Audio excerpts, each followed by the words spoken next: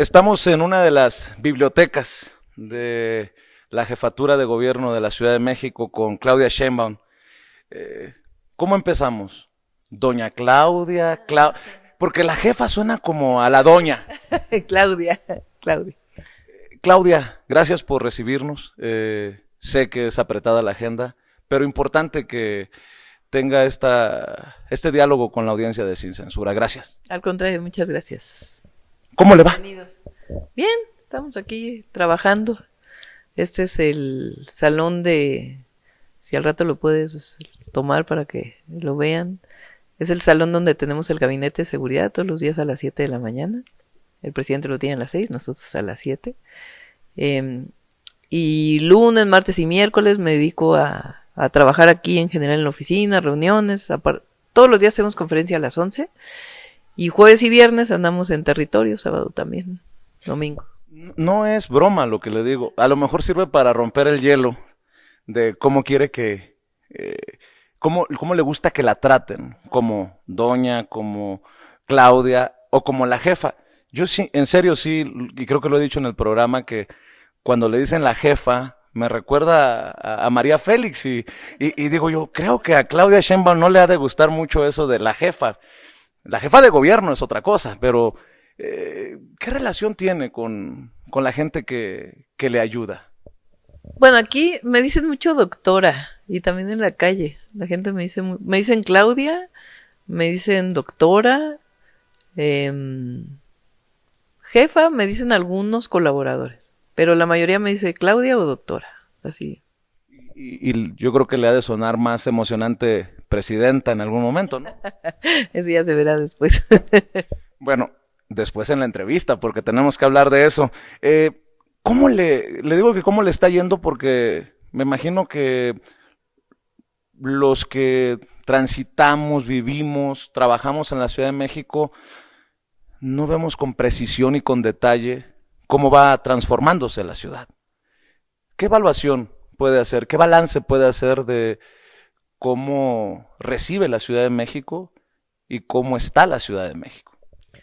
Nosotros recibimos la ciudad muy descompuesta en términos de corrupción. Aquí gobernaban los privilegios, gobernaba la frivolidad, gobernaba el alejamiento de la gente. Y nosotros llegamos a cambiar el modelo, a recuperar lo que había sido la historia de la ciudad con Andrés Manuel López Obrador, a construir una ciudad que gobernamos con la austeridad republicana, acabando con los privilegios, acabando con la corrupción, destinando los recursos a la gente. Y hemos hecho pues no solamente programas que queremos convertir en derechos en la ciudad, sino también muchísima obra pública, sobre todo relacionada con movilidad. Aquí en la Ciudad de México todos los niños y niñas de preescolar a secundaria tienen una beca, es una beca universal. Aquí había una beca que se llamaba Niños Talento. Se le daba a los que tenían 9 y 10 de promedio y no a todos. Y nosotros hicimos un estudio y eso generó enormes desigualdades en las escuelas. Pero además era muy injusto porque una calificación no define el talento de una niña o de un niño. Es una meritocracia que imagínate empieza a los 6 años, 7, 8, 9 años, pues no puede ser. Entonces decidimos hacer una beca universal. Entonces todos los niños y niñas reciben una beca que ayuda muchísimo a la economía familiar, particularmente a las madres de familia. Aquí hemos hecho 5 preparatorias más del Instituto de Educación Media Superior y vamos a duplicar el número de estudiantes que estudiaban en la preparatoria de la Ciudad de México. Hemos hecho 2 universidades, la Rosario Castellanos y la Universidad de la Salud. 36,000 jóvenes que antes eran rechazados de otras universidades hoy tienen la oportunidad de estudiar. Afrontamos la pandemia, obviamente, con un apoyo enorme del gobierno de México y una enorme coordinación y colaboración, pero hemos hecho 3 hospitales generales. Estamos por inaugurar el de Coajimalpa, remodelado centros de salud, y al mismo tiempo hemos invertido en los 2 cablebuses, que es una forma de transporte que no solamente es amigable con el medio ambiente, eficiente, sino que es un proyecto de justicia social, porque lleva el mejor transporte a quien menos tiene. Son los cablebuses más largos, los teleféricos más largos de todo el mundo, uno de ellos mide casi 12 kilómetros y van de la punta del cerro de Cuautepec al metro. o de la punta del cerro de Santa Catarina en Iztapalapa al metro. Y estamos por hacer el tercer cablebús. Hemos comprado trolebuses, estamos cambiando la forma de movilidad en transporte público con una tarjeta de movilidad integrada con la que puedes entrar a todo el transporte. Hemos hecho 16 parques públicos y todo esto tiene que ver con una apuesta a lo público, que es la esencia de nuestro proyecto. El neoliberalismo lo que hizo fue privatizar derechos, lo que hizo fue privatizar recursos naturales, en esta idea de que solo lo que vale es lo que puede tener un valor económico. Y nosotros lo que creemos en el proyecto de la Cuarta Transformación es que la disminución de desigualdades solamente se consigue invirtiendo y apoyando a los que menos tienen, pero además abriendo derechos. La educación no es un privilegio, es un derecho. La salud no es un privilegio, es un derecho. El transporte público debe ser el mejor de todos. El espacio público debe ser el mejor de todos y no debe costar para entrar. Esa es la visión que nosotros tenemos y eso es donde hemos invertido y hemos estado transformando la ciudad y la gente lo reconoce. Yo salgo a la calle y la gente me saluda amigablemente y esa es la mejor manera de saber que un gobernante tiene buena relación con la gente. Y quiero aclararle a la audiencia que habíamos prometido salir a caminar, pero pues nos ha caído un chaparrón, un chubasco, y bueno, esa es la razón por la que nos hemos quedado acá en interiores. Todo esto que me está mencionando es lo que provoca tanta molestia en la oposición, porque así como el presidente Andrés Manuel López Obrador es atacado, es el centro de campañas perversas, de golpes mediáticos, una prensa que está al servicio de los peores intereses, así veo que usted también es atacada. ¿Es el éxito el que provoca esto? ¿O qué genera ese odio, ese veneno contra Claudia Sheinbaum?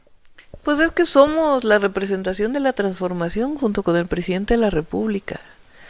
O sea, lo que hay un grupo, porque es un grupo, que domina y que titiritea a los dirigentes de los partidos políticos.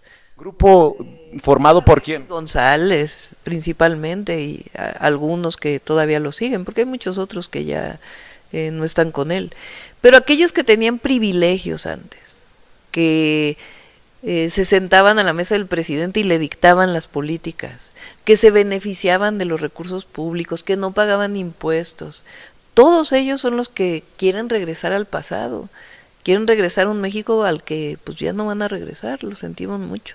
Y entonces, ¿por qué atacan al presidente de la República? ¿Por qué nos atacan a nosotros? Pues porque representamos justamente la transformación. Y lo que ellos quieren, pues es, como llama el presidente, es el conservadurismo. El conservadurismo es que nada cambie, pero que nada cambie del 18 para atrás, no del 18 para adelante. Y nosotros somos parte de esa transformación. Yo vengo de los movimientos sociales, yo fui parte del movimiento estudiantil cuando joven, después fui académica, universitaria, investigadora del Instituto de Ingeniería de la UNAM, pero nunca dejé de luchar, nunca. Es un ataque misógino el hecho de que la consideren la elegida o la consentida del presidente, la corcholata favorita. Eso debe de doler, ¿no? Pues es una visión muy de que las mujeres no podemos, ¿no? De que no tenemos capacidad y pues no solamente las mujeres sabemos que eso es falso, sino una buena parte de los hombres. Claudia, al presidente lo entiendo así, he buscado leerlo, que el ataque que más le ha dolido es a su hijo menor de edad. Cuando se meten con la familia, hoy de hecho en la conferencia mañanera buscaron que el presidente se expresara sobre la expareja de un expresidente y dijo, con la familia yo no me meto. ¿Qué ataque le ha dolido más a usted? ¿Qué es lo que más le ha dolido que se ha dicho? Tal vez alguna calumnia, alguna mentira, alguna tergiversación. ¿Qué es lo que más le ha dolido desde que es jefa de gobierno de lo que se dice en la prensa? Porque le duela a quien le duela y le pese a quien le pese, como digo en el programa, hay una prensa mercenaria, hay una prensa golpeadora, hay una prensa tradicionalmente chayoteril que ahora que no recibe dinero de los gobiernos de la Cuarta Transformación, busca el dinero en los en los intereses más oscuros. Pero fíjate que, digo, una parte es una parte de la prensa, pero hay otra que es toda esta granja de bots que se dejan ir en las redes sociales. Y ahí hay que ver quién los financia, cómo se financian, porque tú entras a las cuentas y lo que ves es una persona que tiene 10 seguidores, 15 seguidores, que creó la cuenta hace poco, que creó la cuenta hace mucho, pero que en realidad a lo único que se dedica es a atacar a la Cuarta Transformación. Entonces también ahí hay un sector que se ha dedicado a atacar al presidente de la República, a la Cuarta Transformación y todos los que creemos en ella y actuamos como parte de la Cuarta Transformación. Hay actores políticos que la acusan a usted de ser la promotora precisamente de tendencias, ¿no? Imagínate. Ayer, por ejemplo, tuve una tensa entrevista con Ricardo Monreal en el Senado y pues hacía referencia directamente a usted y a sus seguidores. Decía que no van a ganar así, que lo que van a generar es una división que no va a poder repararse, y hacía referencia a los seguidores de Claudia Sheinbaum. ¿Qué responde a eso? Pues yo no sé, no escuché la entrevista de Ricardo, tendría que escucharla para saber qué fue exactamente. Pero la relación entre ustedes no es la mejor, ¿o sí?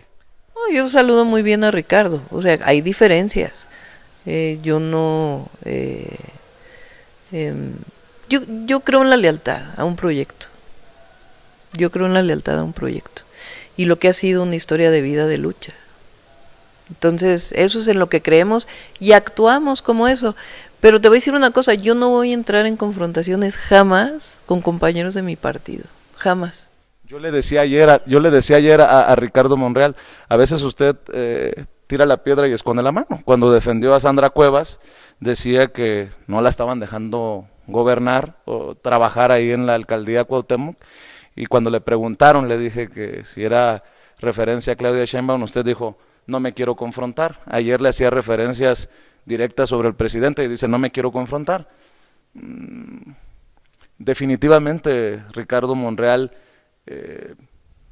pareciera, esa es mi opinión, dolido todavía de aquella posibilidad que tuvo de ser candidato a la jefatura de gobierno y que se queda usted con ella. Ayer le decía, y creo que no le gustó mucho, que está ante la posibilidad de que vuelva a ganarle una contienda a Claudia Sheinbaum.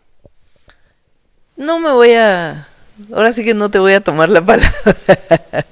No voy a entrar en una discusión con Ricardo. Es un compañero del partido. Los adversarios están afuera. Los adversarios son todos aquellos que quieren regresar al pasado. Y yo creo que lo que estamos nosotros ahora es construyendo un mejor país. Un país más justo, un país en donde el que menos tiene tenga la posibilidad de vivir una vida justa, de poderle dar a sus hijos una vida de esperanza. Eso es por lo que nosotros hemos luchado siempre. Y quien está en contra de eso, quien utiliza el racismo, el clasismo, el machismo como parte de su forma de vida y de hacer política, porque todos hacemos política, esos son los que son los adversarios. Y aquí hacia adentro de nuestro proyecto tiene que haber unidad, se tiene que construir unidad. Yo siempre lo he pensado, siempre lo he dicho, y cada quien pues en sus justos términos, y que cada quien nos evalúe la historia por lo que hemos sido, por lo que somos y por lo que vamos a hacer. No me respondió qué fue o qué ha sido lo que más le ha dolido, que se ha dicho de usted, qué ataque le ha dolido más. Yo creo que también cuando entran en ataques a los hijos, ¿no? Yo tengo 2 hijos, tengo una hija y un hijo. Hubo una vez que hablaron de, fíjate, mi hija, por su propio esfuerzo tuvo una beca de CONACYT, yo tuve la oportunidad, mis padres nunca me lo hubieran podido pagar, yo tuve la oportunidad de tener una beca para estudiar al extranjero. Y mi hija por sus propios méritos pues hizo lo mismo y tuvo la misma beca que cualquiera que hubiera hecho eso, y obtuvo la beca antes del 2018 inclusive. Entonces cuando se vino una cosa contra ella, pues obviamente te duele, ¿no? O cuando te critican a tus hijos, pues pues los hijos son los hijos y las mamás somos las mamás. Con la familia no. Pasa siempre, con la familia no, y menos como dice Beatriz, ahí sí, con los niños no. Ahí sí ha sido una cosa terrible lo que ha ocurrido con Jesús, ¿no? Claudia Sheinbaum, ¿cómo se asume en este proceso de transformación, de esta llamada cuarta transformación? Y le pregunto cómo se asume porque tendrá que jugar, literal la estoy echando al agua, aunque creo que no es una exageración lo que digo, tendrá que jugar un papel protagónico rumbo al 2023 y al 2024. Morena, la coalición Juntos Hacemos Historia están ante la oportunidad histórica de arrebatarle al PRI las dos joyas que le quedan de la corona, el Estado de México y Coahuila, y obviamente el 2024. No habrá, me corrige si usted piensa diferente, una consolidación sin la victoria en el 2024, obviamente, de esta cuarta transformación, y sin que pueda gobernar esta visión de primero los pobres, que pueda permear esta visión de primero los pobres en estados tan importantes como Coahuila y sobre todo el Estado de México por lo que significa para el movimiento del país. ¿Cómo se asume, Claudia? Yo soy una protagonista del cambio verdadero como muchos. Así se llaman los militantes de Morena. A mí me tocó, junto con otros compañeros y compañeras, hacer los primeros documentos de Morena. Yo, entre otros, redacté la declaración de principios. Y en aquel momento, el presidente dijo, es que un militante de Morena tiene que ser un protagonista del cambio verdadero. Y yo creo que si todos los que somos parte de esta cuarta transformación y todos aquellos que se identifican, que son millones y millones y millones de mexicanos y de mexicanas, asumimos que lo que somos todos en cada lugar donde nos corresponde, protagonistas de este cambio verdadero, de que siga la transformación en nuestro país, una transformación para un México más justo, yo creo que así nos asumimos todos y a cada quien le toca jugar un lugar diferente. ¿Usted ve que Morena gobernará el Estado de México, Coahuila? Sí, luego te multan ahí en el INE y te dicen que tanta cosa. Fue lo que me imaginé y además sin censura es el favorito de Lorenzo Córdoba y de Ciro Murayama. Pero sí, o sea, yo pues nada más hay que ver las encuestas, ¿no? Lo que dicen. Las encuestas, por cierto, dicen que Claudia Sheinbaum está al tope de las preferencias rumbo al 2024. Pues ahora estamos gobernando la ciudad y ya cuando se den las condiciones vamos a estar ahí. Yo lo que creo es que tiene que haber mucha unidad en nuestro movimiento y que tenemos que construir entre todos la continuidad con sus características de la transformación. Pero creo que lo más importante es que el pueblo de México optó por un cambio y que está contento la gran mayoría con ese cambio. Y eso es lo que nos mueve a nosotros. Porque si uno pensara en un asunto personal, pues hace rato que hubiéramos traicionado, ¿no? Y no, nosotros nos quedamos en las buenas, en las malas, en las difíciles, en cualquiera de las circunstancias. En el 2004 estuvimos en el desafuero, en el 2006, que fue muy difícil aquel plantón de reforma y levantar el movimiento, y después en el movimiento de las Adelitas contra la privatización del petróleo, y en el 2012, que también tuvo sus complicaciones levantar el movimiento, construir Morena. Ahí estuvimos, y hoy, imagínate, son la presidencia de la República, o sea, el gobierno federal, 22 entidades de la República, la mayoría en el Congreso, la mayoría en el Senado. En 2015 se creó Morena, pero claro, es un hombre que se ganó el corazón del pueblo de México, y con ellos pues un gran proyecto en donde todos hemos entregado una parte de nuestro corazón y de nuestro esfuerzo. Entonces jamás vamos a traicionar al pueblo de México.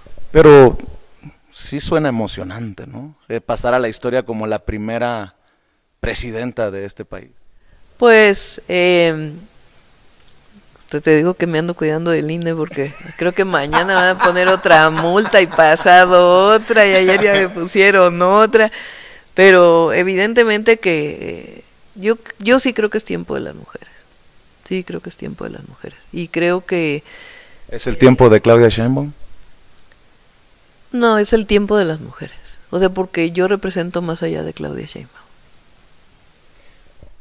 Porque, digo, hay de aspirantes a aspirantes, ¿no? El presidente tenía una frase hace tiempo, que yo creo que hace mucho que no se lo he oído decir.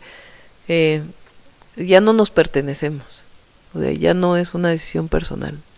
Eres parte de un movimiento social y muchas decisiones que tomas ya no depende de la decisión personal, sino de en qué momento te puso la historia y qué es lo que representas en ese momento. Y yo pienso que la historia nos colocó en un momento en donde representamos a millones y millones de mexicanos y mexicanas, y no solamente mi persona, sino este movimiento del cual pues hemos sido parte y ahí estamos. Encabeza un movimiento. El que estaba antes de usted encabezaba un gobierno corrupto. No exagero, ¿cierto? No, no exageras. Yo pensé que la entrevista la íbamos a hacer en la oficina con vidrios blindados, ¿sí? Ya, si quieres. Sí, cuando llegamos tenía las puertas blindadas. Yo se lo pregunto y a veces suena hasta broma, ¿no? Hasta de chiste. Porque ese señalado está en el Senado de la República como si nada. Y el presidente habla de acabar con la impunidad, de acabar con la corrupción, y a veces nos desesperamos desde diferentes trincheras, unos desde la periodística, otros desde la política, otros de la social. Híjole, a veces es una píldora difícil de echarse, verlo en tribuna y ver que pareciera que se unta vaselina para que se le resbale todo, Claudia. Bueno, ahí es donde la fiscalía ha encontrado, porque hay que tener muy claro eso, ¿no? Uno necesita pruebas y la fiscalía es la fiscalía y el poder judicial es el poder judicial y uno tiene que gobernar. O sea, ahí en donde había pruebas, pues hay pruebas, hay personas detenidas, hay órdenes de aprehensión. En otros casos, si aparecen pruebas, pues aparecerán pruebas, dependerá de la fiscalía pero uno como gobernante, aunque tiene que estar uno mencionando permanentemente la diferencia para que también la gente se acuerde.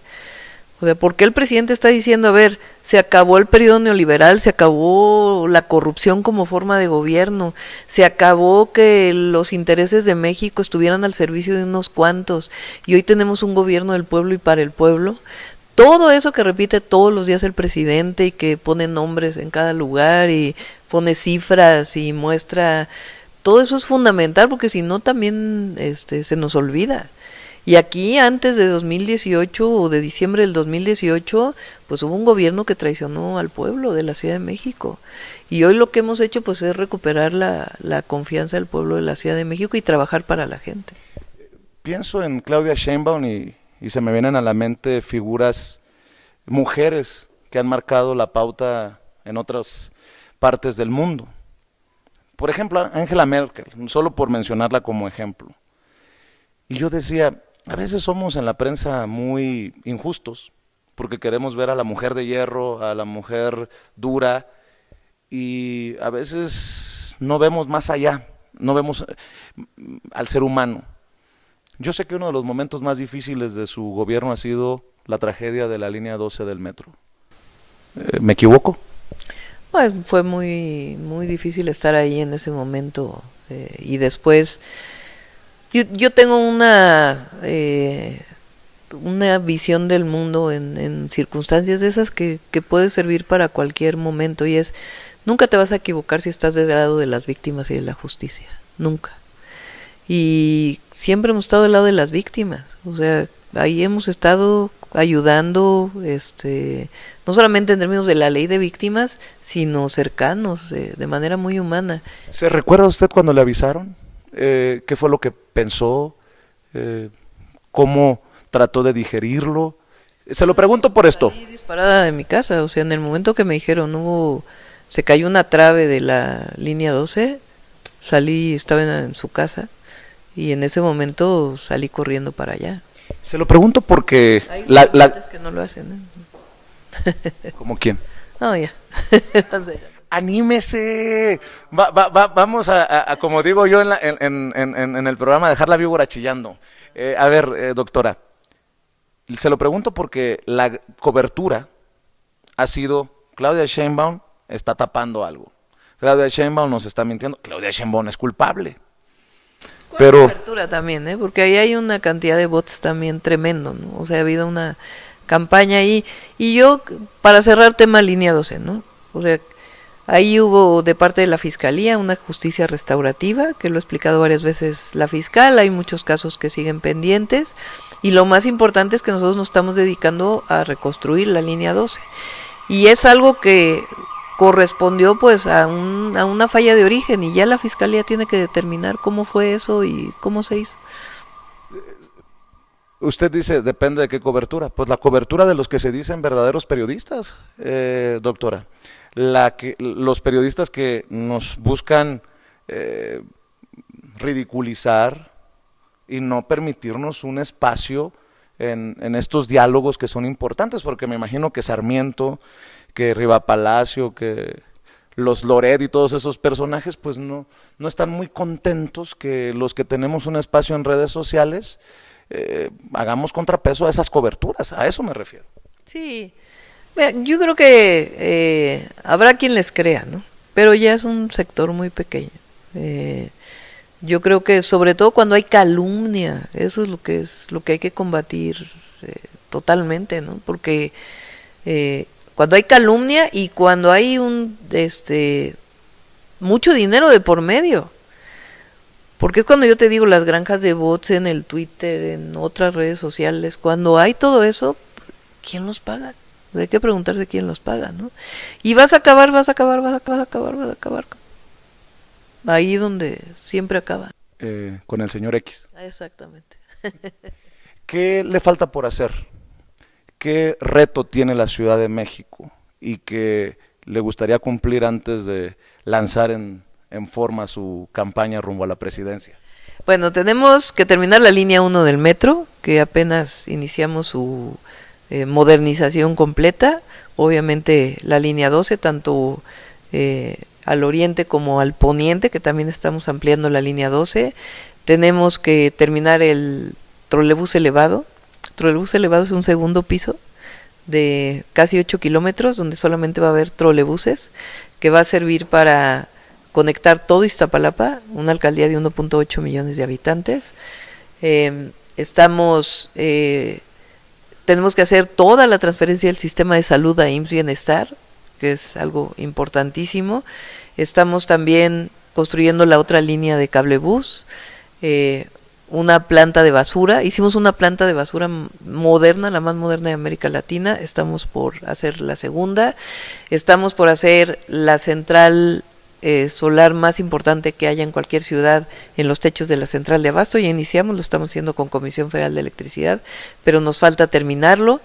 Y evidentemente pues estar atendiendo siempre las necesidades de la gente. Sé que tiene que correr, pero antes de que se vaya y cumplamos los 30 minutos de entrevista. Chascarrillo. Jefa. Bueno, pero está Paulina. Sí, ya, nos tenemos que ir, tenemos que correr. Y digo jefa de gobierno, porque luego van a decir, uy, el palero, ya ve que hay una campaña en contra de su servidor. Le he estado preguntando a algunos de sus compañeros de movimiento opiniones sobre los nombres que se manejan rumbo al 2024 y me gustaría que hiciéramos el mismo ejercicio. Por ejemplo, ¿qué piensa pues ya lo mencionamos, de Ricardo Monreal? No. Mira, todos son compañeros, te voy a decir lo mismo de todos. Todos son compañeros del partido, todos vamos a estar al escrutinio del pueblo. ¿Qué piensa de Marcelo Ebrard? Lo mismo, es un compañero, ya se afilió al partido, pero es un compañero con el que se viene trabajando desde hace tiempo. Cada quien tenemos nuestra historia. Hay otros que no son necesariamente del partido, pero se consideran del movimiento. Por ejemplo, en las encuestas veo a Gerardo Fernández Noroña. ¿Qué piensa? También, a Gerardo lo conozco de hace mucho tiempo. Y también, pues es un compañero que viene del movimiento. Yo creo que lo más importante aquí es quién va a fortalecer la transformación, quién va a dar continuidad a nuestros principios, nuestras causas, y quién no va a traicionar al pueblo de México y hacia dónde tenemos que movernos. Y ahí lo va a decidir la gente. ¿Y sobre qué va a decidir? Pues sobre lo que hemos sido, sobre lo que somos y lo que la gente opine de nosotros. El presidente Andrés Manuel López Obrador está sembrando, está dejando bases. Dice que en el 2024 él se va a retirar, se va a jubilar, se va al rancho. Sí, no queremos que se vaya. Lo vamos a extrañar.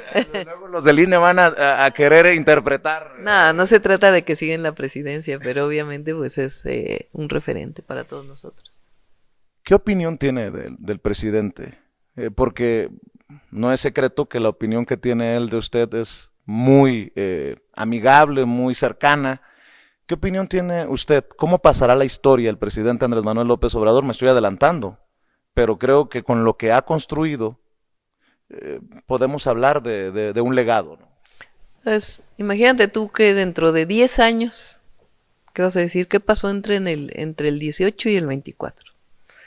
Dejó de gobernar un grupo que se beneficiaba de los recursos públicos.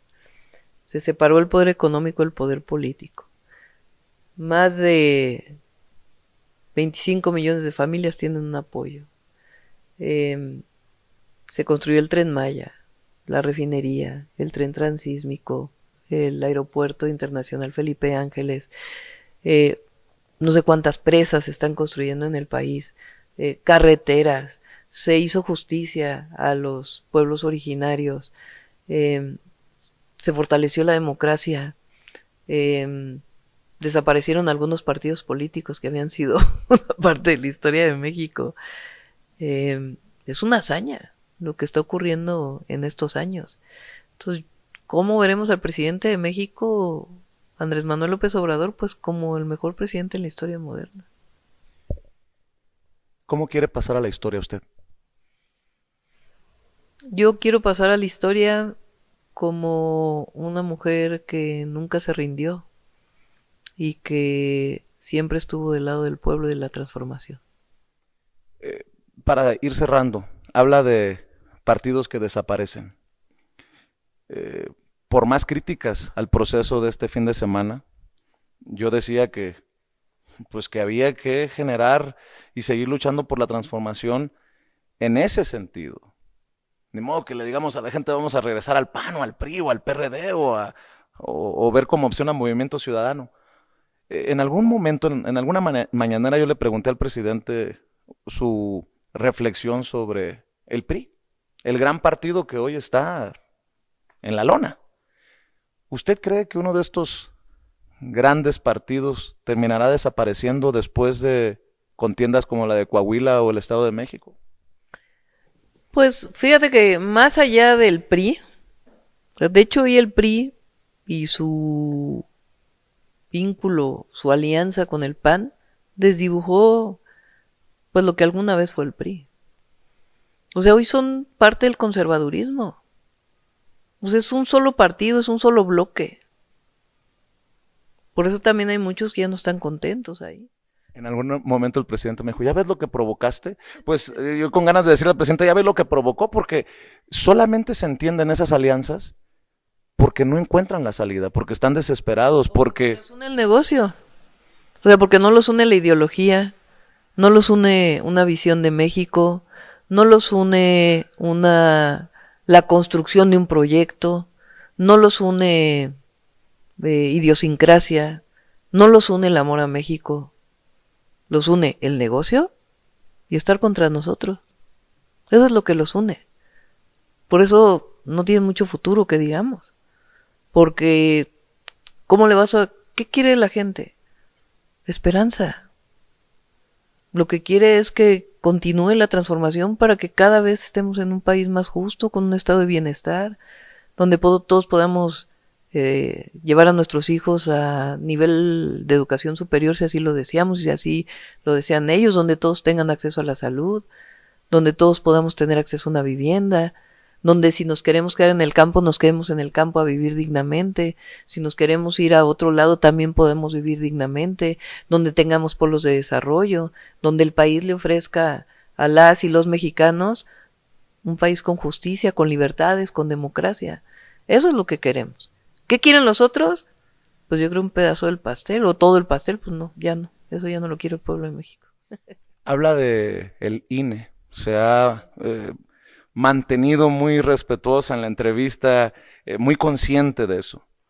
Eh, Lorenzo Córdoba y Ciro Murayama debieron de haberse ido, es mi opinión, desde hace mucho tiempo.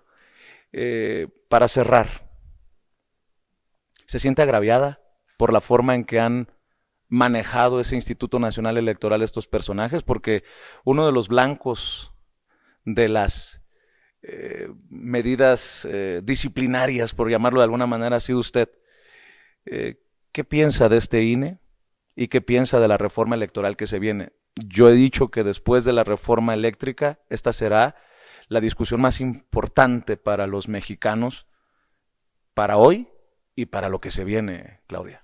¿Por qué el presidente está proponiendo una reforma electoral? Pues porque no hay democracia.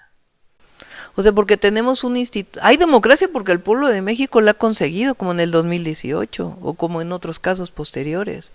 Pero el Instituto Nacional Electoral, algunos de sus consejeros, a lo que se han dedicado, pues es a ser totalmente parciales, no árbitros imparciales, a evitar que se llevara a cabo la revocación de mandato. Si fue nada más porque no tuvieron de otra, pero si hubiera sido por ellos no lo hubieran hecho. Entonces, no es un agravio personal, yo creo que es un agravio a la democracia y al país y al pueblo de México. Y por eso tienen que cambiar las cosas. Y la reforma electoral del presidente es muy radical y a mí me gusta, porque inclusive para los propios, o sea, que los partidos políticos dejen de tener financiamiento permanente. Así sea Morena. Así sea Morena. ¿Qué quiere decir eso? ¿Quieres hacer política? Que todos podamos hacer política y que no requieras de vivir de la política para hacer política. Usted, por ejemplo, no vive de la política. Oh, yo soy servidora pública hoy. Yo fui académica de la UNAM hasta pues el 2015, todavía del 2015 al 2018 tuve una comisión de la UNAM, hoy tengo licencia, y no denosto a quien haya sido diputado, senador, para nada, al contrario. Bueno, es que hay de diputados y senadores, hay algunos que fueron gobernadores y tienen palacetes, y que dices tú, ¿y de dónde salió? Bueno, pues hay que preguntarle a Laida, y sus audios de Alito, ¿no? Muy valiente, por cierto. No, o sea, yo lo que digo es que la política es un asunto de todos y de todas, no es un asunto de una clase política. Y en eso, y la otra, que los consejeros electorales los elija el pueblo. Eso a mí me parece que es muy importante para la democracia en el país. ¿Con qué cerraría? ¿Qué le dice a la gente que a lo mejor no comparte la idea de que Claudia Sheinbaum, no sé, esté haciendo un buen trabajo o que sea la posibilidad para que sea la primera presidenta de México? ¿Qué le dice a la gente? Un mensaje, incluso para esos que a lo mejor alebrestan las redes, a favor o en contra, porque andan desatados, usted misma lo ha admitido. ¿Con qué cierra, Claudia? Yo agradecido por esta oportunidad, que espero sea la primera de muchas, y que no necesariamente tengamos que ir a su conferencia de prensa, sino que sea un cara a cara, más que con su servidor, con Vicente Serrano, con las audiencias de los espacios que dirigimos. ¿Con qué cierra? Que estamos viviendo un momento histórico muy especial. Estamos en un momento único en la historia de México, que es un momento único por muchas razones, y que la democracia significa que podemos estar de acuerdo o que no podemos estar de acuerdo, pero eso no significa denostar. Y lo que sí tiene que desarraigarse de todos nosotros es la discriminación, es el clasismo, el racismo, el machismo, y que nos demos oportunidad de escucharnos. Yo le agradezco mucho y ojalá que por los capitalinos, que por el bien de la Cuarta Transformación, le vaya bien. Muchas gracias. Gracias. Claudia Sheinbaum, en su biblioteca. Ya tendremos que darnos una vueltecita para ver qué tiene aquí la jefa de gobierno. Lástima. A ver si la próxima hacemos la entrevista en la oficina con las puertas blindadas y los vidrios. ¿Ya no? Ya no. Bueno, gracias. Amigos, amigas, regresamos en breve. Pero mientras seguimos hablando sin pelos en la lengua, sin censura, usted puede suscribirse a nuestros 3 principales canales en YouTube. Sin Censura Media, en donde tenemos más de 1,600,000 suscriptores. Sin Censura TV, en donde tenemos más de 1 millón de suscriptores. Y en Sin Censura Presenta, en donde queremos llegar muy pronto a los 100,000 suscriptores. Si usted ya está inscrito en Sin Censura Media, suscríbase en Sin Censura TV. Si ya está suscrito en Sin Censura TV y Sin Censura Media, suscríbase a Sin Censura Presenta. Recuerde que es gratis, no tiene que sacar un solo centavo de su bolsillo para apoyarnos. Dele clic en la campanita para que los señores y señoras de YouTube envíen las notificaciones cuando estemos transmitiendo en vivo y en directo o estemos subiendo videos. También nos puede seguir en Twitter en @Vicente Serrano y hasta en Instagram. Ojo, también estamos en Instagram. Son nuestras redes sociales y con el apoyo de ustedes seguimos creciendo, porque con ustedes todo, sin ustedes nada.